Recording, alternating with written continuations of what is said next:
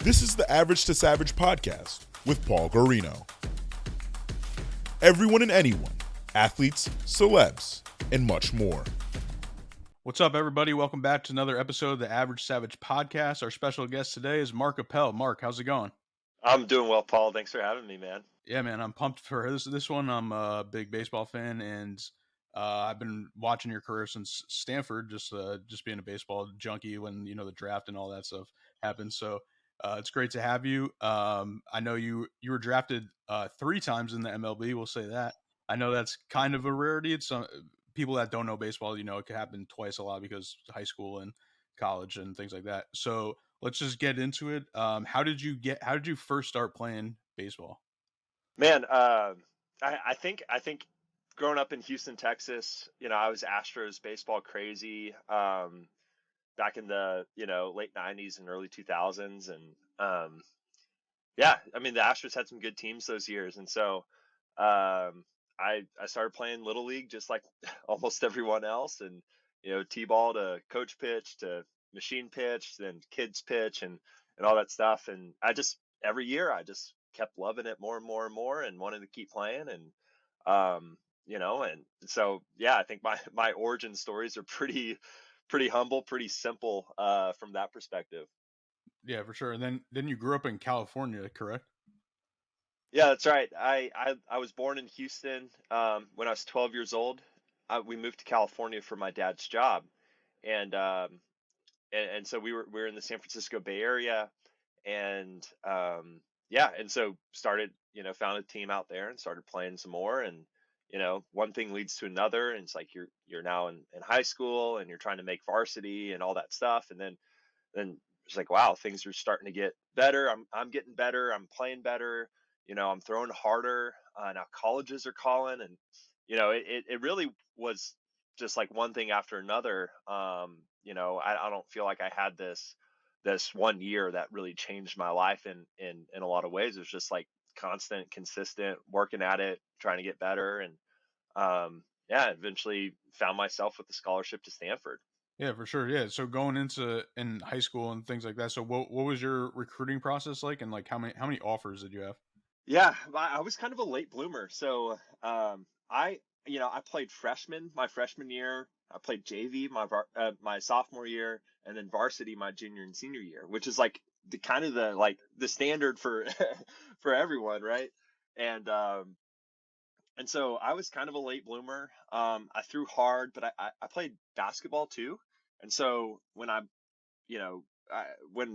was playing basketball, it's like that ran into the baseball season, and so like my coach didn't love that, and so I actually didn't play that much in high school. I think I pitched like 30 innings my senior year, and that was it. And so yeah, it was kind of this weird process, but I ended up going to one of the perfect game showcases, just one of the local ones, and was thrown pretty hard for my age, and got invited to the national showcase, and went to that, and was thrown pretty hard. There were guys that were probably way better than me, but it was enough to put myself on the map for some colleges. I say local colleges because Stanford and Cal were within an hour from where I was living, but I mean, there's still great D1 programs. And so both of those teams had reached out, as well as some other local schools that are a little bit smaller, but still have produced a lot of great baseball players, like St. Mary's, Santa Clara, San Jose State. And then, I had a couple of teammates that were being recruited and had committed to out-of-state schools, or maybe some Southern California schools. And so like from the Bay Area, it started to grow and grow and grow, as I kept playing and kept going to a showcase or playing in a tournament or something like that. But at the end of the day, it's like Stanford was my number one. When I was 12 years old playing Little League baseball, I was baseball crazy that summer. And I was in Houston. It was my last year in Houston. And my dad points out, he's really emphasized education in our family, but he points out, he's like, look, the final 2 teams in the College World Series this year are Stanford and Rice, and both are great academic schools. And so in the back of my mind, it's like, oh, those are the 2 schools, like those are my dream schools. And being a Houston kid, I thought it was Rice. And then when we moved to California, I was in Stanford's backyard.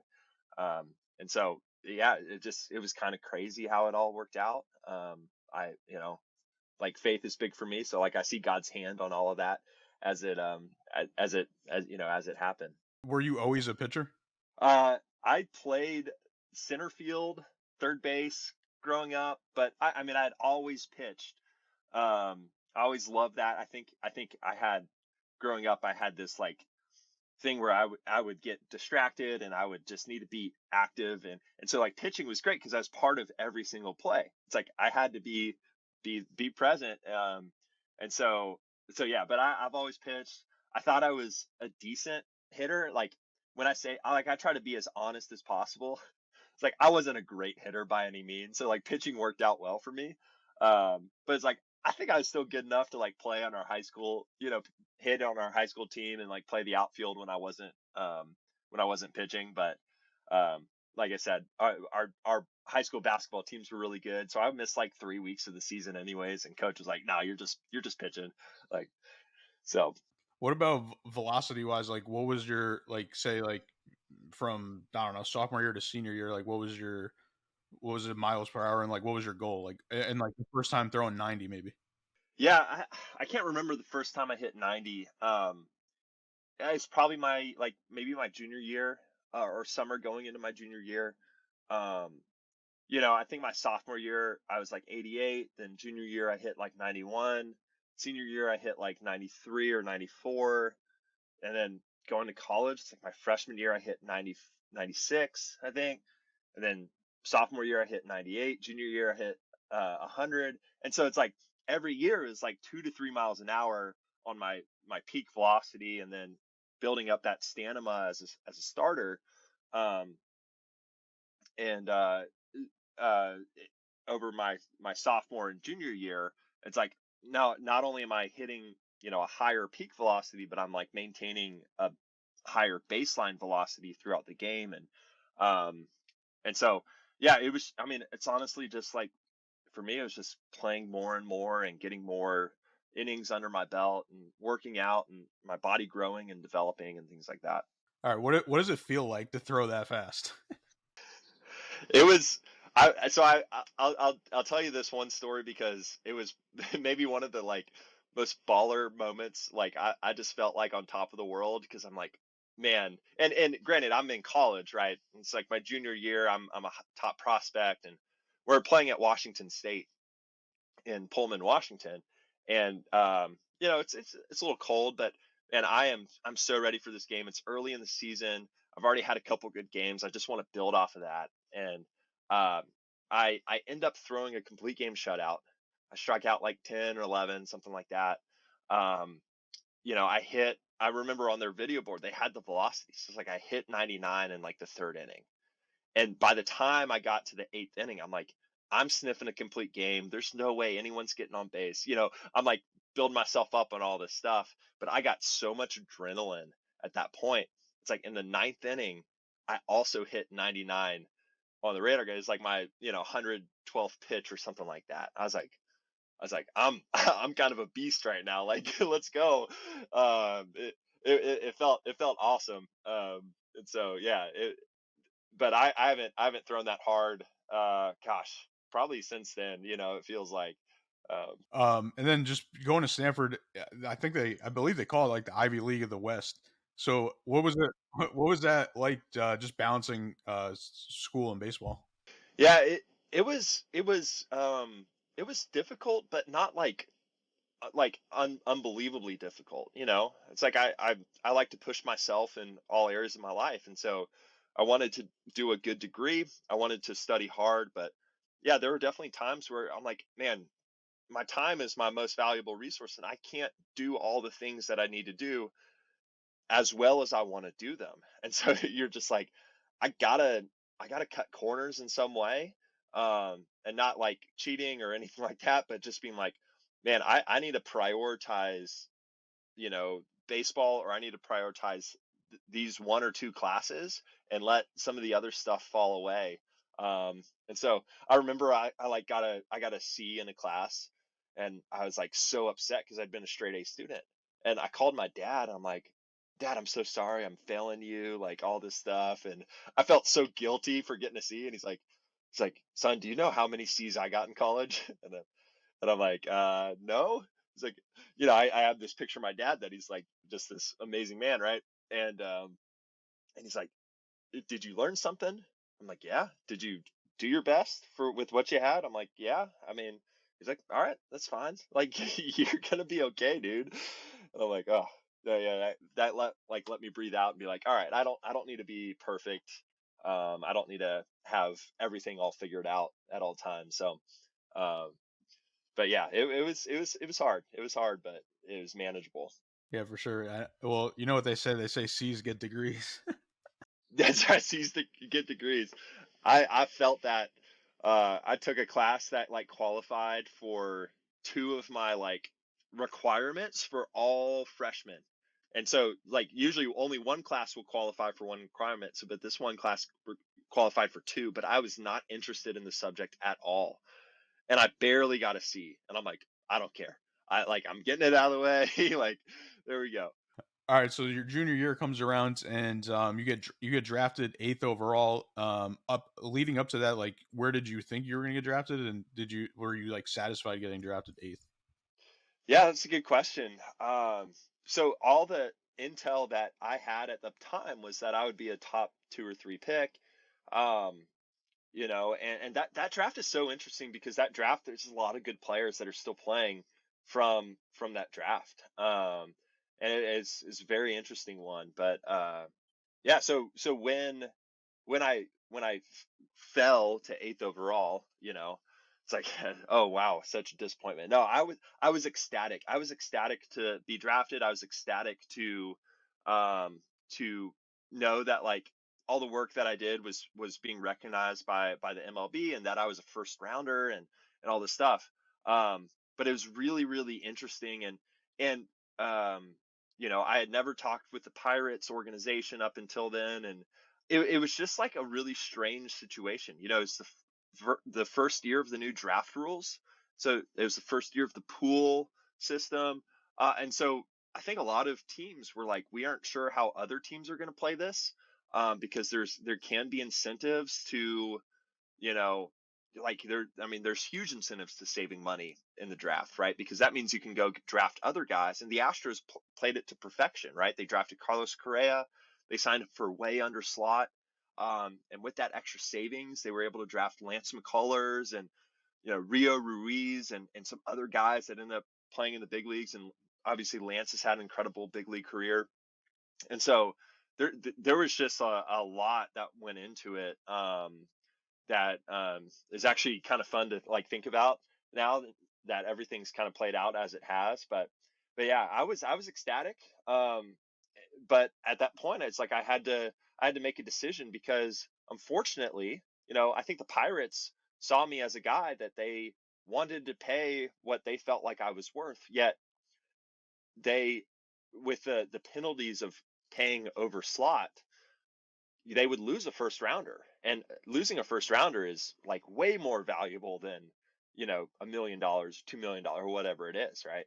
And so yeah, it was a really hard decision. It was a hard decision to end up going back to school and turning down the Pirates offer. And half the time I felt like I was crazy, and then half the time I was like, you know what, like I love being at Stanford.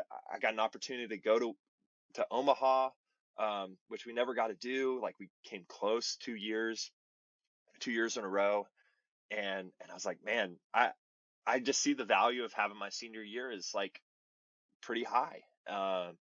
And I didn't necessarily make that decision beforehand or think about it, but like in the moment, I was like, man, I would love to go back for my senior year. I think that'd be awesome, and I felt like I would have another opportunity to get better.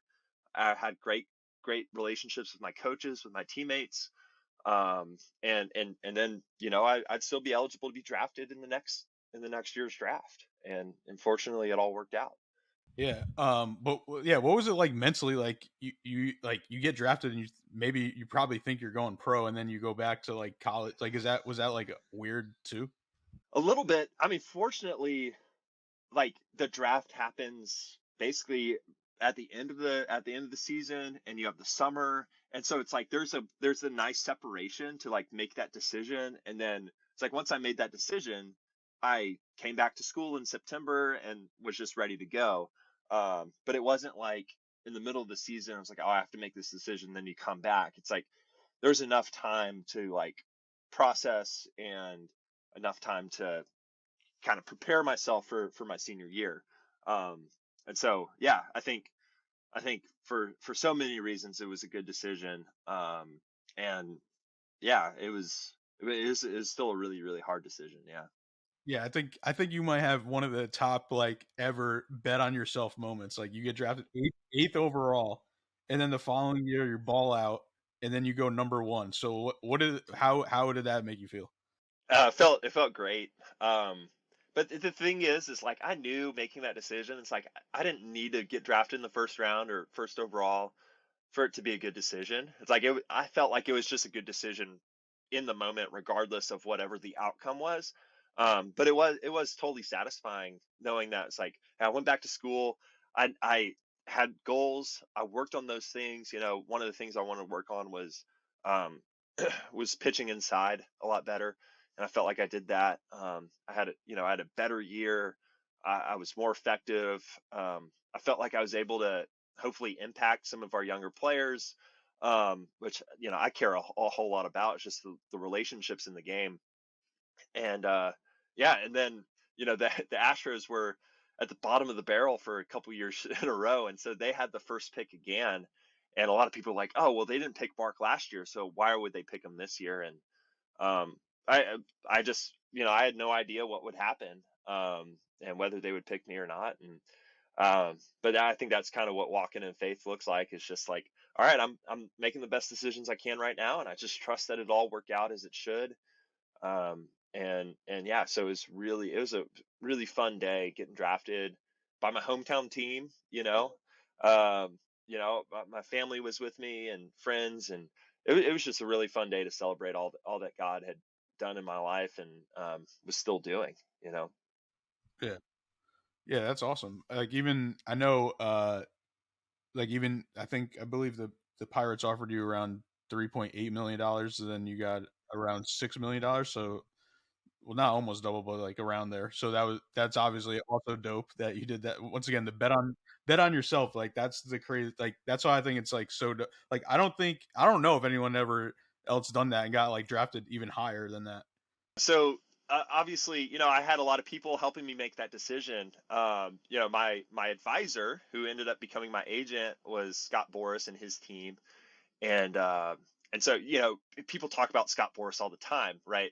That he's like the super agent, but then either fans appreciate him because he just does his job well. Some fans hate him because he does his job well, and he gets these good contracts for all the but one of the things that like people don't understand is how persuasive he can be and how good he is at making logical arguments. And so one of the things he told, and he was just one voice in helping me make this decision. And you know like my family was weighted way higher than Scott, but I love Scott. And one of the things he said that summer was, he goes, we think that you should sign for at least $5 million, maybe $6 million or whatever. It's like, say it's $6 million, you got offered 3.8. That difference is $2.2 million, right? And he goes, where in the world, as a 21 year old pitcher, can you make 14 starts and throw 100 innings and make $2.2 million? Like, nowhere. Like, you can't do it.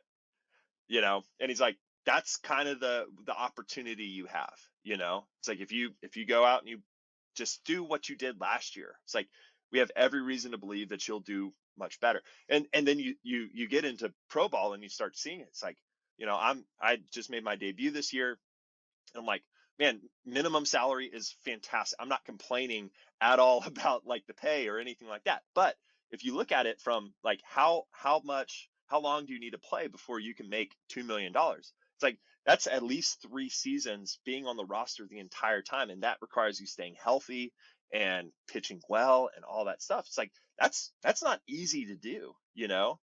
And that's, that ends up being about $2 million.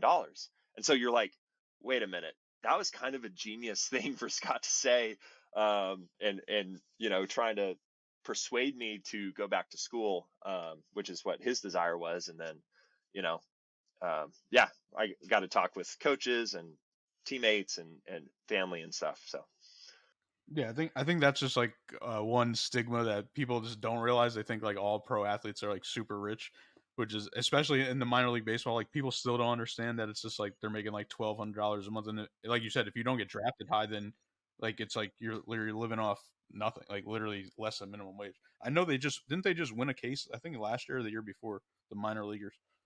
yeah, yeah, they I think they had a civil class action lawsuit against MLB and won. And I don't know what the payments are going to be. It'll be helpful, but it won't really like fully make up for like the issue that I have with it is that from MLB's perspective, if you want to have the best product on the field, like you should be able to like you should be trying to find and invest in that product to be on the field. It's like when you have players that are retiring that have skills, they have talent, and maybe they just need a little bit of time and some more reps before they can really fully maximize that potential. It's like you have these players that are retiring because they have families and they can't even afford to put food on the table while they're playing the game that they love. It's like, man, I don't think that's necessarily just the PR issue. I think that's a competition issue. It's like you're actually losing the competitive battle and putting the best product on the field.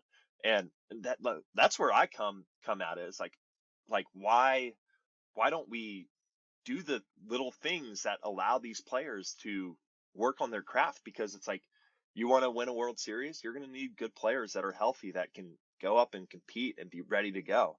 Um, and it's not just on the player, because sometimes the player doesn't have the financial means to make that work, So Yeah, yeah. It's also like I know they just started cutting like the short A or and some of those too, which I mean it's a good thing and a bad thing. So it's like a catch 22 because, like you said, like that could help with the other like um, levels and stuff. But then what if there's always that one guy that potentially could be a superstar. So you never know. exactly. I think in the long run it'll probably be a good thing. But right now we're in a place where it's like there's a lot of qualified minor league free agents that have big league service time that might not be able to get a job this year because you have these roster limits, in the minor leagues, and you only have like 4 teams when teams used to have 7, and you could just stash as many guys and allow guys to take the time to develop. And it's like independent baseball is going to be a legitimate path to the big leagues. I mean, you got guys that they don't make the team and affiliated, or they do, but they aren't playing every day. And they're like, I need to go play every day. So they ask for their release. They go play independent ball. They start playing every day and they put up great numbers. Now they get to come back and they get a starting position in some team. And, it was like, you're going to hear way more stories of guys that went through independent ball and they end up in the big leagues. And it's going to be really cool. Going into your minor league career, I know it was a rough one, and I remember seeing your post this year or last year, I guess now, on Twitter. So just describe like I guess all the ups and downs you went through, and then like what kept you motivated. So, I mean, it's been a journey. I mean, so I was drafted in 2013, first overall, highest of highs. Felt like, nothing could be better than this except getting to the big leagues quickly. And I was expected to get to the big leagues quickly. I remember it's like even when I was drafted, like Harold Reynolds on MLB Network was like, this is a guy who could be, in the big leagues in August and September and helping these Astros and stuff like that. And so they had me on a pitch, an innings limit that year. And so it's like I pitched another couple, 20, 30 innings that season, and then they shut me down. So I came back 2014. I'm like, this is going to be the year. I'm ready for it. I'm pumped, and enter the worst year of my life, right? And so it's like I had an appendectomy right before spring training. I basically missed all of spring training. Um, Started the season just like slow, behind schedule. Ended up going to Lancaster, California, in 2014, which is a notorious hitter's park. The wind is blowing straight out. I mean, there's videos on YouTube of guys that are like holding their jackets, and it's like a flag. It's just blowing straight out. Um, and so it's like, I mean, I gave up a broken bat home run over the fence in Lancaster that season. And so it's like I had a 10 ERA. I mean, the worst baseball I've ever played in my life. Just and then that was all within the span of like 12 months of when I was drafted. It's like less than 12 months later, I went from the highest of highs to like the lowest of lows, like pretty depressed, um, pretty just like lost and trying to figure out. It's like I'm working so hard. I'm trying to learn. I'm trying to do things the right way, and it just nothing is translating to the field. Not only that, but I started to feel a couple things in my body that I'd never felt, like my arm, my shoulder were just like kind of nagging. It wasn't anything that was like, man, I can't keep competing. Um, but it was there. And so 2014, I ended that season in double A. I got what I consider kind of a pity call up to double A because I had a 10 ERA in A ball, and they're like, like, we just want him to have one good start, and I couldn't even do that. And they're like, all right, well, let's just move him to double A. It actually pitched better once it got to double A, but it still wasn't like great by any means. And then going to the 2015 season, I'm like, all right, this is the year. Had the off season to just decompress and try to reset my mindset. So this is the year, go to double A. And our double A team was stacked that year in Corpus Christi. We had like Lance McCullers, Correa. I think Tony Kemp was on that team. Josh Hader. It's like we had all these guys, Vince Velasquez, and so opportunity arose, but I wasn't pitching it. I wasn't in a place where I was pitching well at all. And so other guys got these opportunities, and that hurt because I was like, man, I want to be that guy. I want to be ready. Ended up getting called up to AAA and ended up finishing the season there. And we win the AAA national championship. But again, I don't get that September call up. And I'm like, man, I just want to be in the big league so badly. And then in December of that year, in that off season, our general manager, Jeff Luno, he gives me a call and he's like, hey, Mark, we love having you part of the Astros organization, but we had to make a trade. And Philadelphia Phillies are your team now. They said they wouldn't make the trade unless you were part of the deal. And so, we wish you the best of luck in Philadelphia, and the GM over there is going to give you a call. And, yeah. And so it's like, I was like, oh my gosh, like my hometown team, 2.5 years after they drafted me, had traded me. And that was hard. It's like a tough pill to swallow, because it's like the storybook, like path, the storybook, ending to what I was experiencing, like in college, it was great, right? It was like, yes, this is the path, this is the path. And then over the span of the next 2 years, I'm like, wait a minute, everything's going off the rails. This isn't how it's supposed to happen. And so I take some time and I reset. I'm like, all right, I'm showing up to a new team, new spring training, new organization, new coaches, new everything, like clean slate, fresh start. 2016, within, I think, 8 or 9 starts, I get hurt and I'm on the DL, right? And my shoulder's killing me. So I start doing all this rehab. As I'm rehabbing, my elbow is bothering me, and we end up getting an x-ray and I have bone spurs. And so these bone spurs are like preventing me from doing a lot of stuff that I've needed to do. And I've had them for probably a couple of years and I didn't even realize it. I just thought it was like, maybe this is just the normal aches and sores of like pitching and getting older and things like that. So I had surgery in 2016 and ended up recovering and coming back in 2017 and being like, all right, again, this is the year, this is when it's going to happen. And 2017 wasn't much better. I maybe got through, 15, 16 starts. I got through the beginning of July that year. And again, I was hurt. I remember my last game I was in Syracuse, pitching against the Mets AAA. And I think I threw 52 pitches in the first inning and I didn't get out of it. I walked like 5 or 6 guys. My velocity had dipped into the 80s, I was done. I was like, I don't have anything left. And it was one of the worst moments, like just one of the worst feelings that I've ever had. And so I go down to Florida and I'm rehabbing and I'm checking off every single box in the training room. They're giving me all these exercises, all these tests. I'm checking off everything. But as soon as I start throwing again, my shoulder is bothering me like crazy. And so I go into that off season and I'm like, man, I don't really know what to do. I'm going to keep working and keep trying to get better. And by about Christmas time, it's like I had tried to throw and nothing got better. And I was like, I'm pretty sure I'm going to need surgery. And if I'm going to need surgery, that means like a whole nother year or more on the injured list, down in Florida, away from family, away from friends, like not doing what I love doing. It's like, I just don't even know if that's going to be healthy for me, mentally, emotionally, spiritually, physically. I'm beat up. And so, so I decided to walk away from baseball, at the end of 2017, gave the Phillies a call and, and it was cool. Like they actually weren't like overly surprised. They were like, yeah, we know it's been a rough road for you. We wish you the best. Like we want the best for you. They were very gracious. They weren't like upset. They were like, if you want to come back, like let us know.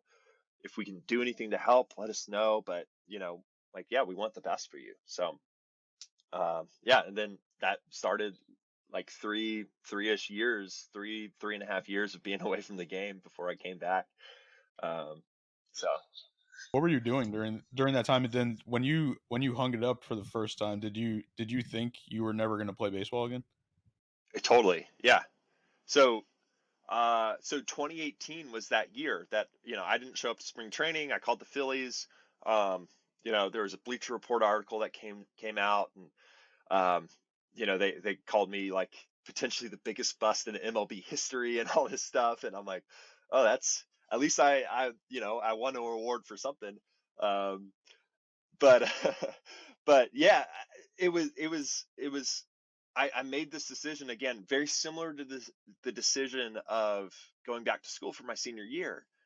I was like, I need to make the best decision no matter what the outcome is.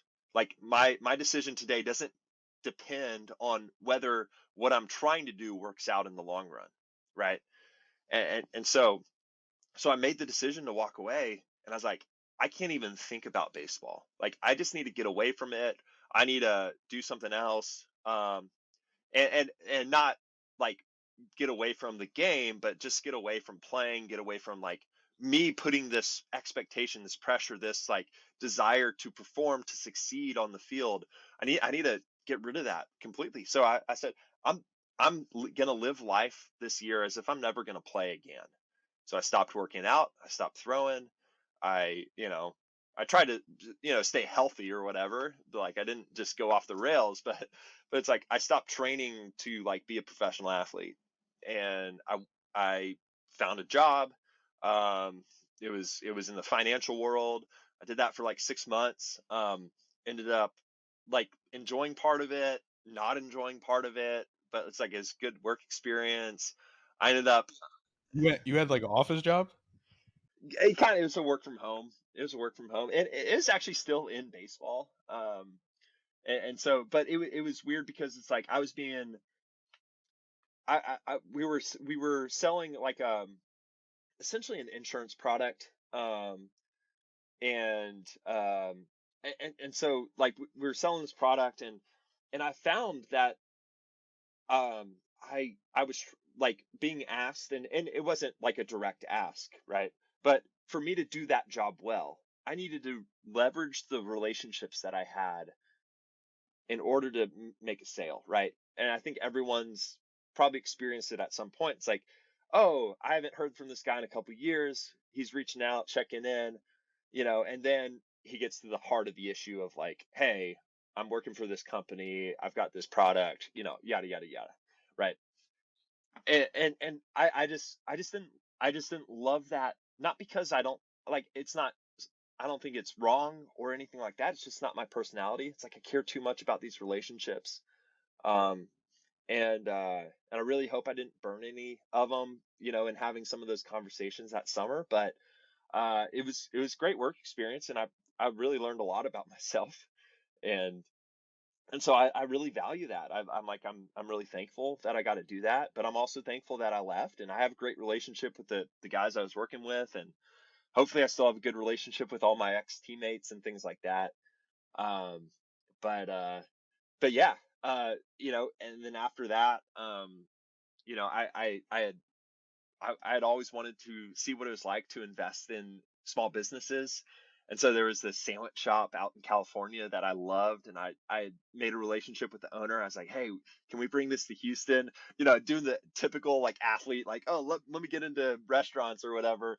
And like, that's been one, super fun, two, way more work than I thought it would have been, and three, like, restaurants are so fickle when it comes to like what people are interested in.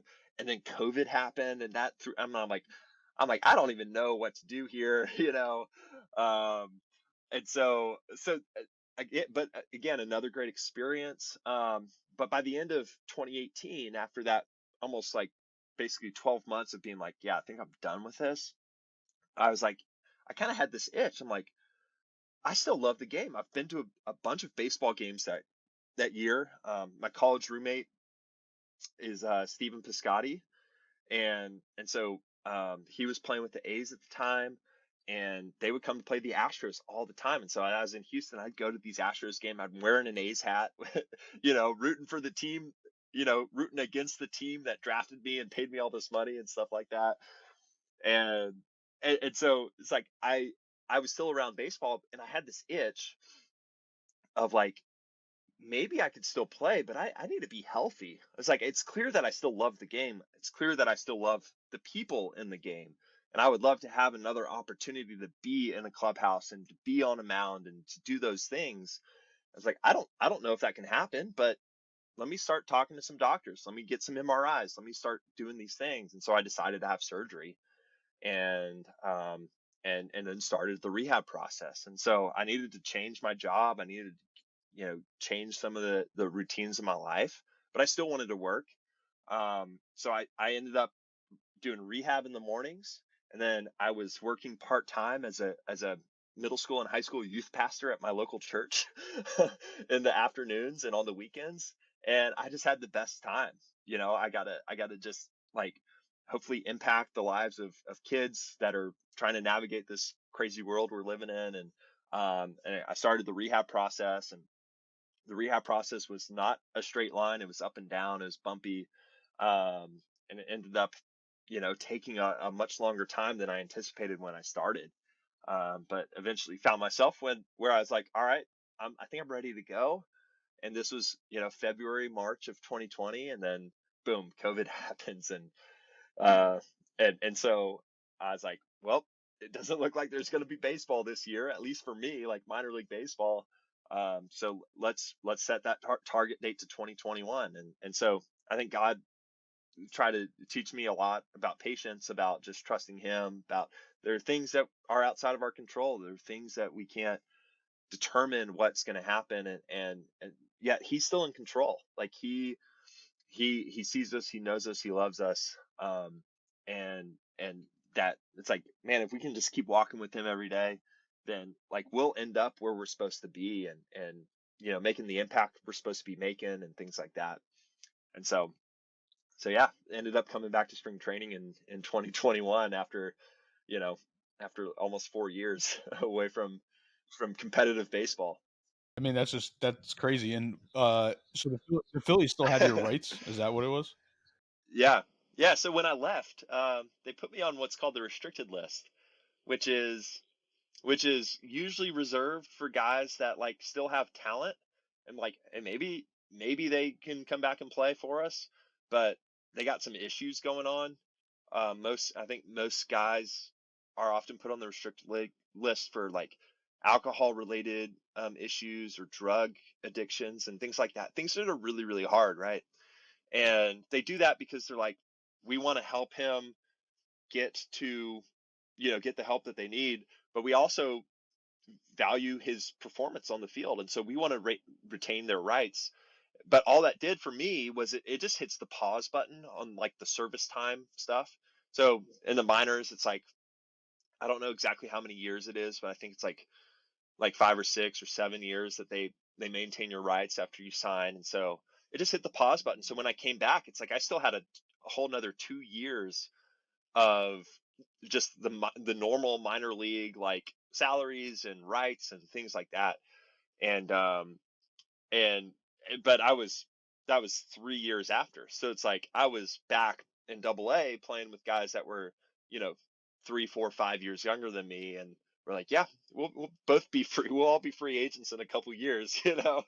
We're kind of in the same boat. And honestly, that's been one of the biggest blessings for me, is because I've gotten to both, you know, I've gotten to play over the last couple of years with some really amazing guys that are quite a bit younger than me, but I think they've impacted me in an incredible way. And when I got called up this year, you know, a lot of the guys that are the veterans, right? Kyle Schwarber, you know, I played with him in the futures game, right? And like we're about the same age, like JT Realmuto and I are the same age, like Corey Knable.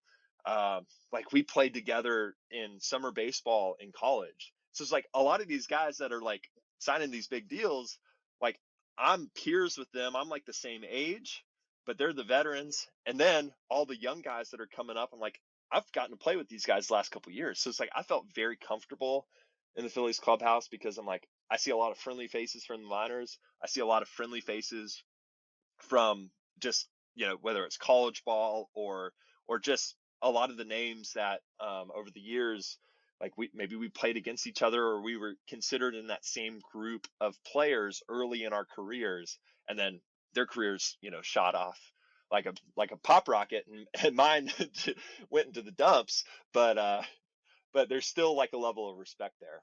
Tell me about when you got the call. It was crazy.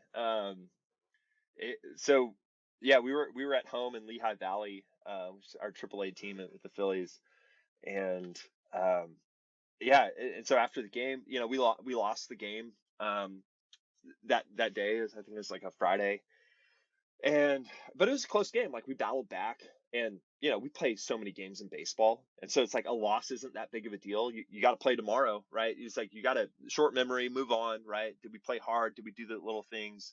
Yeah, sometimes you just lose, right?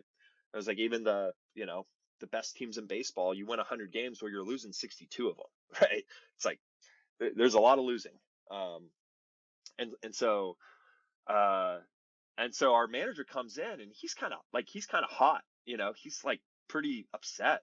And he's like, guys, like, you know, what happened out there tonight was unacceptable. Like whenever I call your name, like you got to be ready to go. You need to be ready. And if you're not prepared, like we're going to keep losing games, and I can't trust you, right?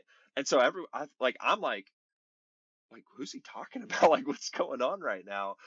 You know, people are like a little nervous. And he goes, you know, and then he keeps going. And he's like, and not only that, but it's like, if you don't show up every day prepared, ready to go in, it's like, we're going to lose games, but you're never going to go to the big leagues. And that's what this is all about. We're trying to get each and every one of you to the big leagues, you know? And he goes, but that's exactly what this guy has done the entire season so far. And he turns and he looks at me, and then I got like chills in that moment. I'm like, he goes, like, Mark, you're going to the big leagues. And like it was so cool because I got to celebrate that with my teammates who had become like my family this season, with my coaches, the trainers, and it just so many people, right? And it was like overwhelming. Like I immediately started crying. I'm like, I can't even believe this. And I think a lot of people knew my story, you know, teammates, and I had shared my story because I'm like, hey, if I can share something that might help someone else, like I want to do that. And so it was like overwhelming, just because of all the time, and you almost like in that moment have this flashback, and you're like, oh my gosh, like from the beginning of my career when I was in college, and I was, you know, a first rounder twice, and I was expected to be in the big leagues quickly, all the way to like I basically retired, I left indefinitely, right? I'm like, I don't know what I'm doing right now. I'm lost. I can't even play. Physically, I'm out of it. Then I come back and I'm like, I'm probably crazy for doing this. Like, I don't even know. I just want to be in a clubhouse again, and I don't have the expectations. And then boom, it happens. And like it like brought me to my knees almost, and just like humility and just like thankfulness and gratitude. Um, and yeah, it was such an overwhelming emotional experience, getting to be in a clubhouse with a bunch of guys that I considered brothers, and getting to celebrate that with them. And there were other, like, the fun thing is, like, there were other guys that year that got big league opportunities for the first time that we got to celebrate. So this had become like a thing for us, earlier that year, like a guy like Michael Kelly, who had been pitching in independent ball a couple years prior, right? And so like he had been grinding, and he's 30, 31, and he finally makes it to the big leagues. And like, that's a huge moment for him and his family. And then Derek Hall, who ended up, coming up for the Phillies and hitting some big home runs in some games and stuff. It's like he had been working hard and hard and hard and playing so well, but never got that opportunity. And finally he gets that opportunity. And so it's like, there was just a lot of reason to celebrate, at least in AAA for us this year. And it makes sense because, Phillies end up having an amazing season and a great playoff run. Um, but yeah, it was one of the best moments of my life. No, that's awesome. And then yeah, tell me like what it was like to pitch in your first MLB game, and you got a strikeout and a clean inning. Yeah, yeah. Thank the Lord for that. Yeah, again, it was maybe even better than the moment I found out I was going to the big leagues. Like, I'm stepping on the mound for the first time. Like, my background, I don't know if you can see it. Let me turn off Do Not Disturb. But like, the background on my phone is a picture from right before I stepped on the big league mound and like competed, right? And one of my teammates in AAA, Aaron Barrett, was like, "Hey, and he said this early in the season. He's like, "Hey, like, if any of you guys make your debut, just like enjoy it. Don't put pressure on yourself, all that stuff." And he's like, "Take a moment before you like go into the game and just like spin around and like take in the environment. Remember this moment, like take these mental snapshots." And so that's what I was doing when that picture was taken. And I just have like this grin on my face. I'm like, I think I was just recognizing like all the stuff that had happened again that led up to this moment. And I'm like, I get to pitch in the big leagues. Like, this is unbelievable. This is my childhood dream, and it's now finally coming true. And I didn't need it to come true for me to enjoy my life and to be like at peace with who I am.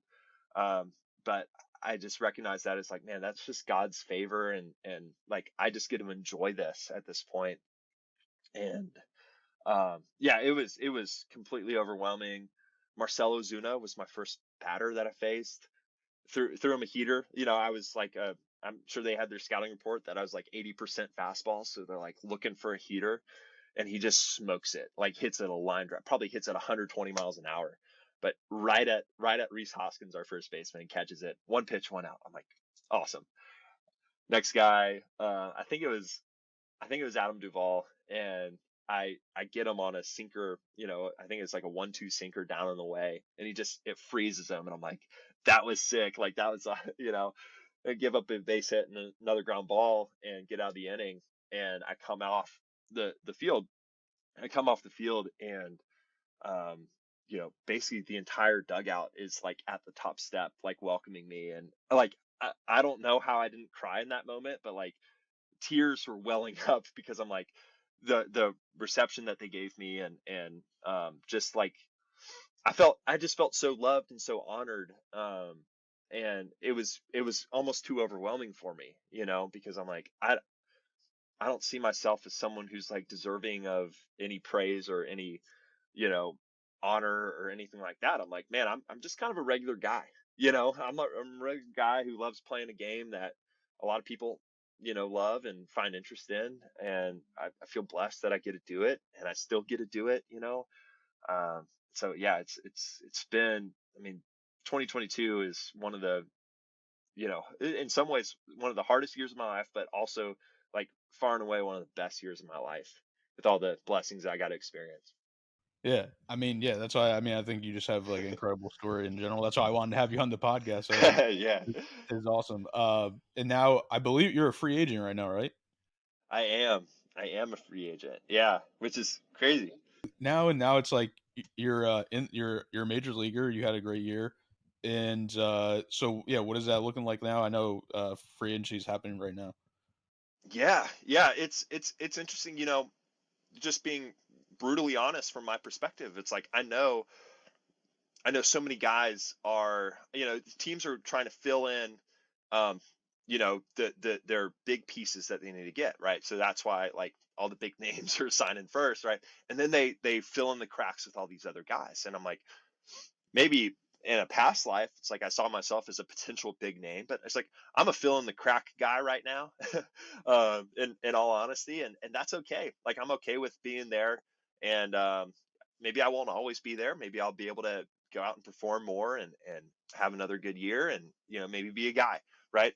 But but yeah, and like I said, with the minor league contraction, how they reduce the number of teams, there's a lot of qualified players out there that are trying to get jobs, and so it's a very competitive free agent market. Um, from the labor side, it's like there's just a lot of players and not a lot of slots, not a lot of roster spots, and so there's going to be, like I said, there's going to be a lot of guys that are playing in indie ball. So I'm hopeful that I'll be able to find an opportunity. Um, I think I'll have a chance, whether it's back with the Phillies, which honestly might be my most likely outcome. Um, just because I have a lot of relationships with the Phillies. I think that they appreciated, just my performance last year, even though I finished the season on the injured list. Like they were part of that rehab process. They know that I'm healthy. And so there's just a lot of known quantity, no, I'm a known quantity to them. So hopefully I'll have an opportunity with them. And, but it really could be any team or it could be indie ball, but, yeah, it's a very interesting process right now. Just being in this place where I'm like, I'm a 31 right-handed relief pitcher with, you know, 10 innings under my belt in the big league. So it's like, but coming off a pretty good year. So we'll see. Yeah, for sure. Yeah, isn't this the first time you're a free agent, right? Yeah. First time I'm a free agent. It's crazy. Yeah, yeah, gotcha. All right, you ready for some fun questions? Yeah.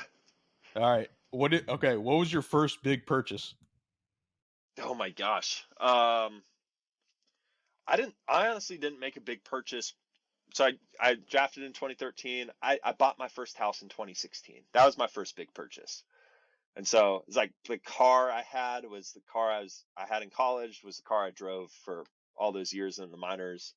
Um, yeah, I didn't buy any nice clothes. Like I'm a pretty simple guy, so um, I traveled a little bit. Try to invest. And I bought flights and try to invest in relationships. Just go see friends and try to be with people.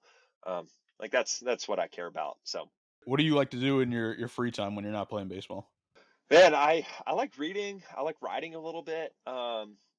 That's like you mentioned, some of the stuff I post on Twitter and Instagram. Um, but really, it's just like trying to be with friends. Like I'm a big foodie, so I love trying out new restaurants and bars and things like that. I'm currently like living in my van, so I bought a van this year. I'm currently traveling around trying to see friends, investing in these relationships. And so I'm just outside of Dallas right now, about to hang out with a bunch of ball players this weekend, and then gonna end up over in the Phoenix area for a week and a half or so, go back up to the Bay Area, see friends from college, and probably work out and train at Stanford a little bit. Just kind of put the final touches on my off season before I head back to spring training. So yeah, but also being outdoors and getting to travel and see beautiful places. Yeah, that's dope. I forgot what the guy's name was, but I think he was on the Blue Jays. He was doing that. Yeah, Daniel Norris. Daniel Norris. Yeah, everyone's been like, "Oh, you're like Daniel." I'm like, yeah, in some ways, but also like from what I know about Daniel, like he is like truly like I shouldn't say hippie because that has a lot of connotations, but he's like truly like just like a down to earth guy, right? And so he's like, I'm in a VW bus. I don't need any amenities, whatever. It's like I just want to go surf. I want to play baseball. I want, and I'm like, I'm trying to, I'm training. I care about sleep. It's like, and my van is actually like pretty nice. And so I'm like, I call myself bougie hippie. So because I'm like, I'm living in a Mercedes right now, not a VW bus, and but I'm having such a fun time. It's been a great experience so far. Yeah, that's dope. All right, who's like one guy you really want to face in the MLB? Oh man, um, I'd love to face the Angels because they have Mike Trout and Shohei Ohtani. Two honestly the best players in baseball right now. So I think that would be incredible. But there's just so many good players right now, all over the league. So, but yeah, those are the first two that pop out in my mind. For sure. Last question. What is something people don't know about you? Probably that I'm living in the van right now. Honestly, I think a lot of people don't know that. You know, yeah, I don't know. All right, Mark. Well, I appreciate you coming on, and could you let the listeners know where they can follow you at? Yeah, I'm on Twitter and Instagram at Mark Appel 26. It's first name, last name, APPEL 26. I try to post stuff. I'm posting a lot of van stuff on Instagram these days and travel stuff, but yeah, I try to post every now and then whenever I feel inspired. But Paul, I really appreciate you having me on the podcast. It's been a lot of fun for me.